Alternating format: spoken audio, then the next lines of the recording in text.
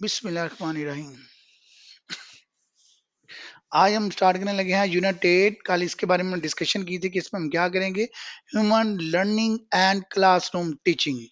इसमें ऑब्जेक्टिव्स क्या हैं, इस चैप्टर में हम डिस्क्राइब करेंगे experiment that led to the theories of associative learning and cognitive learning, और हम डिफरेंशिएट करेंगे between the associative and the cognitive learning theories. Describe करेंगे how teachers can use learning theories to help students learn complex skills, और इसको हम relate करेंगे importance of learning के लिहाज से। Meaning and nature of learning, learning क्या है, इसके मीनिंग क्या है, इसका नेचर क्या है, इसको हम डिस्कस करते हैं। Meaning and nature of learning में है, अकॉर्डिंग टू मन, लर्निंग इज मोर और less permanent incremental modification of behavior which results from activity, special training और observation। क्या है लर्निंग, ये मोर और लेस परमानेंट इंक्रीमेंट है कि आपके इंक्रीमेंट हो रहा होता है, आपके बिहेवियर में मॉडिफिकेशन हो रही होती है, और इसके रिजल्ट में क्या होता है, एक्टिविटी, स्पेशल या ट्रेनिंग ऑफ ऑब्जर्वेशन के रिजल्ट में। According to Gates, learning is modification of behaviour through experiences. Experiences के थ्रू आपका बिहेवियर चेंज होता है और आप सीख रहे होते हैं, लर्न कर रहे होते हैं। Kingsley and Gary emphasise that, उसने किस चीजों के ऊपर वो एम्फसाइज करते हैं, the act of adjustment of environment is the process of learning. वो कहते हैं जो एक्ट ऑफ एडजस्टमेंट है ऑफ एनवायरनमेंट का, इसे हम लर्निंग प्रोसेस कहते हैं। According to them, learning is a process by which an organism adopts a situation to modify its behavior in order to overcome obstacles। इसी को हम कंटिन्यू करते हैं। That the process of learning क्या हुआ, इसमें क्या चीजें शामिल हैं। ए, एक्विजिशन ऑफ न्यू एक्सपीरियंसेस, क्या आपने नया एक्सपीरियंस हासिल करना, उसको एक्वायर करना। रिटेंशन ऑफ ओल्ड एक्सपीरियंस, और जो आपके पुराने एक्सपीरियंस है उसको हमने क्या करना है, रिटेन रखना है। In the form of impressions और स्किल्स। सी में क्या है, development and modification of experiences, यानी कि आपने डेवलपमेंट करना है और मॉडिफिकेशन करना है अपने एक्सपीरियंसेस को। एंड डी है synthesis and organisation of the old and the new experiences resulting in novel pattern called learning. A very comprehensive definition is given by Crow and Crow as under। Crow and Crow के मुताबिक learning की definition क्या है, learning is the acquisition of knowledge, habits, attitudes. It involves new ways of doing things. It operates in an individuals attempt to overcome obstacles or to adjust to new situations। Again, the following points will help us to understand the nature of learning as modification behavior। In point के जरिए हम समझ सकते हैं कि nature of learning क्या है और मॉडिफिकेशन बिहेवियर क्या चीजें हैं। Learning versus maturation. लर्निंग क्या है, मैच्योरिंग क्या है, जब आपके मैच्योर डिसीजंस होते हैं, राइट डिसीजंस होते हैं। परमानेंस ऑफ लर्निंग, कब परमानेंस लर्निंग होती है, जब आपको ओल्ड एक्सपीरियंसेस याद रहते हैं। चेंजेस इन बिहेवियर में take place in the desirable direction और इन दी अनडिजायरेबल डायरेक्शन। जो आपकी चेंजिंग बिहेवियर है वो आपकी डिजायरेबल डायरेक्शन में भी हो सकती है और अनडिजायरेबल डायरेक्शन में भी हो सकती है। Learning can be both incidental and intentional. ये इंसिडेंटल भी हो सकती है और इंटेंशनल, की आपकी मर्जी के मुताबिक भी हो सकती है। Learning involves both overt and covert processes. Learning result from reinforce practice. Practice makes a man perfect. जितनी आप प्रैक्टिस करेंगे उतनी ज्यादा परफेक्ट होते जाएंगे, चीजों को सीखते चले जाएंगे। Learning is both a process and a product. Learning को आप प्रोसेस भी कह सकते हैं और प्रोडक्ट भी कह सकते हैं। जनरल कैरेक्टरिस्टिक्स ऑफ लर्निंग, क्या जनरल कैरेक्टरिस्टिक्स ऑफ लर्निंग के, लर्निंग इज एडजस्टमेंट है, लर्निंग इज ग्रोथ है, लर्निंग ऑर्गेनाइजिंग एक्सपीरियंस है, लर्निंग पर्पसफुल है, लर्निंग इज एक्टिव है, learning is intelligent and creative है, learning effects the conduct of learners, learning is the product of the environment. ये तमाम जो art के आर्ट कैरेक्टरिस्टिक्स हैं लर्निंग के। अब लॉज ऑफ लर्निंग स्टडी करते हैं, जिसमें fundamental laws of learning are कौन से हैं, जैसे लॉ ऑफ रीडनेस है, लॉ ऑफ एक्सरसाइज है, लॉ ऑफ इफेक्ट है, एंड लॉ ऑफ रिसेंसी है, law of intensity of stimulus है। ये तमाम क्या है, लर्निंग के लॉज हैं। अब हम स्टार्ट करते हैं लॉ ऑफ रीडनेस, कि हम किस तरह से रीडनेस कर सकते हैं लर्निंग के लिए। इसमें इस लॉ में 5 पॉइंट्स है, वो क्या है। पहला पॉइंट है emphasises the importance of reading. किसके ऊपर आपने एम्फेसाइज करना है, रीडिंग के ऊपर। A person feels ready to learn to act, he learns or act more effectively and with greater satisfaction than when not ready। जब वो रेडी नहीं होता तो वो emphasize नहीं कर सकता। Learner must be mentally prepare to learn, वो मेंटली प्रिपेयर होना चाहिए सीखने के लिए। एम्फोसाइज होना चाहिए the importance of motivation in learning, उसका जो फोकस होना चाहिए, एम्फोसाइज होना चाहिए, वो मोटिवेशन ऑफ लर्निंग के ऊपर होना चाहिए। Learner must be brought in the proper frame of mind and his curiosity must be increased for beginning about effective learning। Law of exercise की अगर हम बात करें तो नाम से ही जाहिर है कि एक्सरसाइज के लिए, जैसे पहले रीडिंग था अब एक्सरसाइज है। Applies that learning takes place by exercise, कैसे लर्निंग होती है, जब आप किसी चीज को सीख के उसकी एक्सरसाइज करते हैं। बाय डूइंग और by actively participating in the performance, उस चीज की परफॉर्मेंस करते हैं। मैथ का कोई सवाल सीख रहे हैं या साइंस की कोई क्यूरी कर रहे हैं या कोई लैंग्वेज सीख रहे हैं, कुछ भी है, तो जब प्रैक्टिस करेंगे तो आपकी लर्निंग ज्यादा बेहतर होगी। That is why this law is also called law of use, law of disuse। इसको हम law of use और law of disuse भी कहते हैं। Law of effect, third law है, applies that if efforts are accompanied by a feeling of achievement then inspired to learn and therefore effective learning takes place। जिसमें हम reinforce किस तरह कर सकते हैं, क्वेश्चन करके और उसके आंसर्स करके। Law of recency, I am going to need remember this letter. अब ये लॉ ऑफ रिसेंसी क्या है, we remember these things better which are comparatively recent. This emphasise the importance of revision, इसमें आपको क्या रिवीजन चाहिए।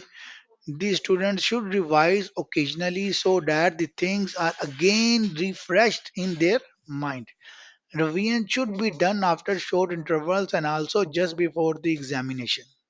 आप शॉर्ट इंटरवल्स में रिवीजन कर सकते हैं और एग्जामिनेशन से पहले भी रिवीजन कर सकते हैं। Without revision a student is up to forget even best simulated matter.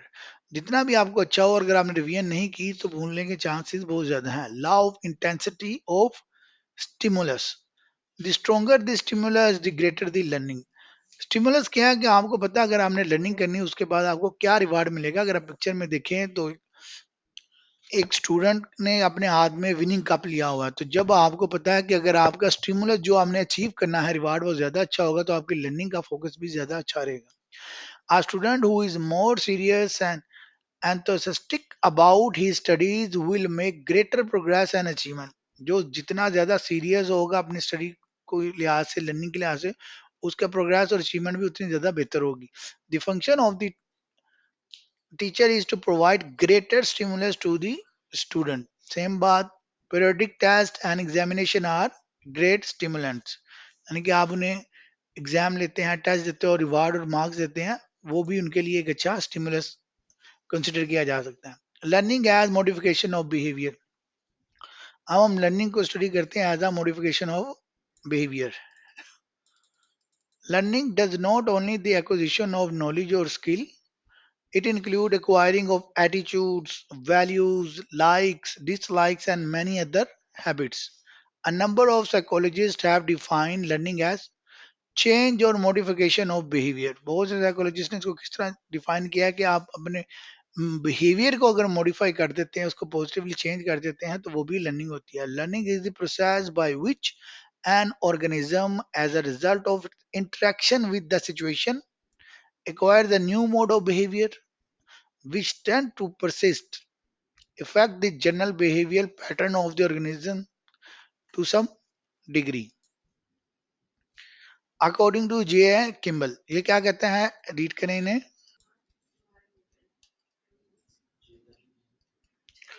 According to J. Kimball, learning refers to a more or less permanent change in behavior which occurs as a result of practice। कैसे learning आती है, जब आप practice करते हैं तो आपके जो बिहेवियर में चेंज होती है, परमानेंट या मोर या लेस, उस को हम लर्निंग बोलते हैं. Learning stand for relatively permanent change of modification of behaviour. Learning is the result of re practice. आगे basis of behaviour. An individual tries to modify his behavior to meet his internal and external needs. वो क्या करता है, अपने internal और external need को fulfil करने के लिए अपने बिहेवियर को मॉडिफाई करता है. Needs and requirements therefore are the basis cause of learning. Needs और रिक्वायरमेंट क्या होती है, बेसिक कोजेज ऑफ लर्निंग होती है, वजूहत बनती है लर्निंग के लिए. These needs can also be classified in the following वे. जिसे बेसिक नीड्स बोल सकते हैं, साइकोलॉजिकल नीड्स बोल सकते हैं और नॉर्मेटिव नीड्स बोल सकते हैं. बेसिक नीड्स में होता है फूड है, शेल्टर है, सेक्स है, एक्सेट्रा. और साइकोलॉजिकल नीड्स में certification of argues and desires है, प्लेयर्स एंड हैप्पीनेस है.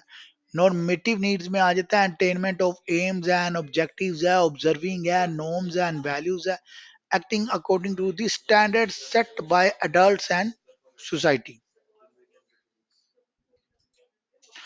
Conditions of learning: motivation, clarity of presentation, providing direct experiences and level of intelligence. Then academic atmosphere, effective methods of teaching, reinforcement and practice. Motivation, conditions of learning. Motivation means interest. Teacher must create interest of the students in learning. Clarity of presentation, the subject matter must be presented clearly before the students so that they understand it properly. Providing direct experiences. Personal observation is must for successful learning. Level of intelligence. Learning depends upon the level of intelligence of the learner. Academic atmosphere. A very important and significant conditions of learning is the provision of academic and intellectual type of atmosphere for the learners. Effective method of teaching. Better and effective methods of teaching are essential for learning. Reinforcement. Reinforcement is the procedure of associating pleasant or unpleasant experiences, objects, or events with the responses made by the learner. Practice. There is a great truth in the dictum that practice makes a man perfect. Easy wording तो easy चीजें तो इसलिए मैंने आपको इस style में इतने elaborate करने की जरूरत आई थिंक नहीं है. अगर फिर भी आपको हो गया मुझे कमेंट कर दीजिएगा, मैं उससे एलेबोरेट कर दूंगा. Imitation in learning. इमिटेशन क्या होती है लर्निंग में, इस स्लाइड्स को रीड करें गौर से.